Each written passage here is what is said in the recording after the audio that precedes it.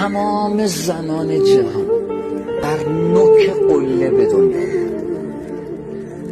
از اول تاریخ تا الان تا الالابد و تمام مردان جهان بدانند که در ته دره به دنیا آمد. یعنی چی؟ یعنی اینکه وظیفه مردان این است که برای اثبات عزتمندیشان هر روز باید تلاش کنه این دره رو هی بیاد بالا، بیاد بالا، بیاد بالا، بیاد بالا.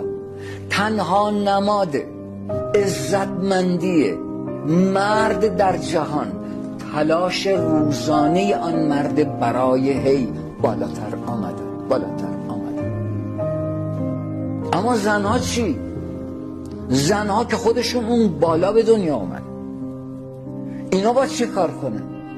بزرگترین مأموریت یک زن یا یک دختر فقط اینه که حواسش باشه، مراقبت کنه که نیاد حتی 1 میلیمتر. چرا میگن وجود یک دختر در خانه پدر 17 تا 35% امید به زندگی رو در پدر بالا میبره؟ به این خاطر که خود دختر عزت